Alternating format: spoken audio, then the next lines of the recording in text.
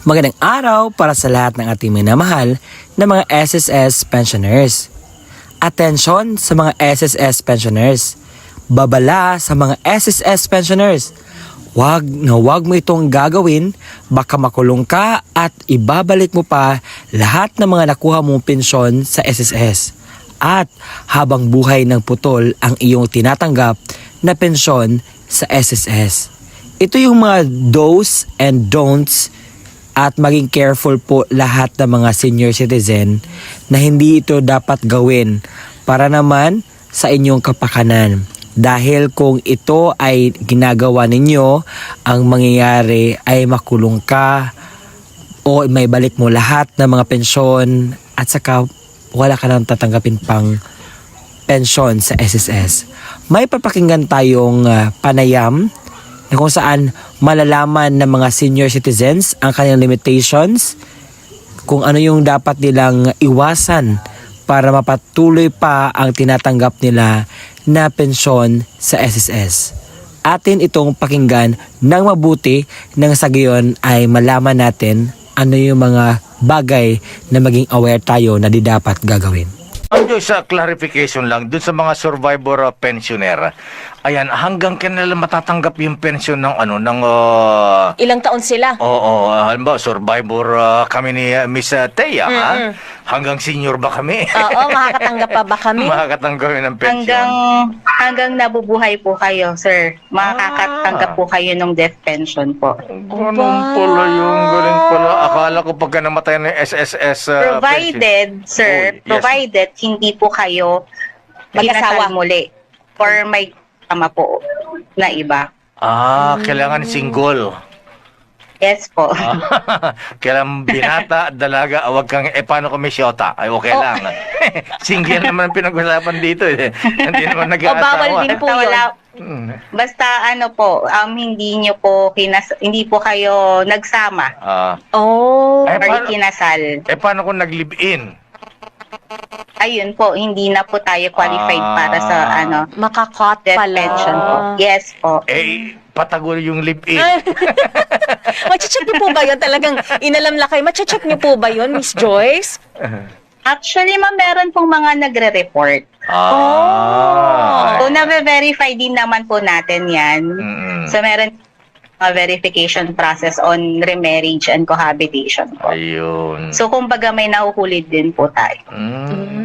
Medyo delikado pa rin. Kaya mag-behave na lang tayo. Di ba, naman. lakay?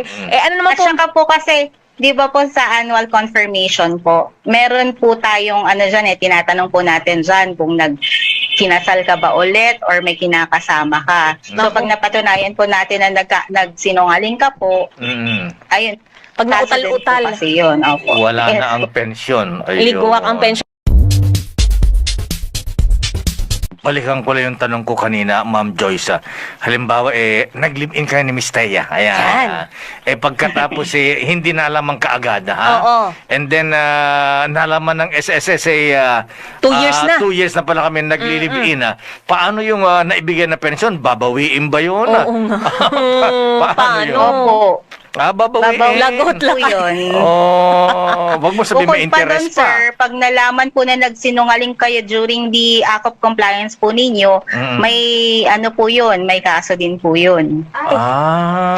Kasi nagsinungaling po kayo during the Ayan, Naku, falsification, ano ba yan? Falsification of public documents o Fraud ba yan? fraud? fraud. Lumalabas po fraud siya kasi sinabi mo po hindi wala kang kinakasama pero meron naman po pala all along. Kaya thou shall not lie. Yan, correct. Akala ko lakay thou shall not get. Napakaklaro po ng impormasyon na ating napakinggan.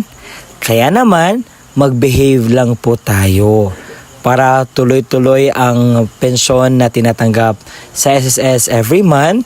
Huwag po nating gagawin yung mga bagay na makakasira ng ating pensyon na wala na tayong tatanggapin. kung ito lang yung paraan na mapatuloy po ang ating mga tinatanggap na pensyon sa SSS, wag lang po tayong sumuway sa anumang mga guidelines ni SSS para hindi po tayo lugi. Dahil kung gagawa tayo or susuway tayo sa SSS, ang mangyayari, wala na tayong tatanggaping pensyon at saka maibalik ko pa yung pera o pwede ka pang makulong. Kaya naman, mga SSS pensioners, so ito lang po yung dapat natin gagawin. Mag-behave po tayo at comply lang po tayo sa mga akop or ano po yung need ni SSS para wala po tayong problema. Nasanay, klaro po ang vlog natin ngayon at nasanay napakinggan ninyo. Kung hindi pa alam ng mga ibang pensioners po, you can share this video to them para maging aware po tayo sa anumang mga bagay na dapat natin gawin bilang isang SSS pensioners. Maraming salamat po sa panonood and don't forget to subscribe my YouTube channel. Bye-bye!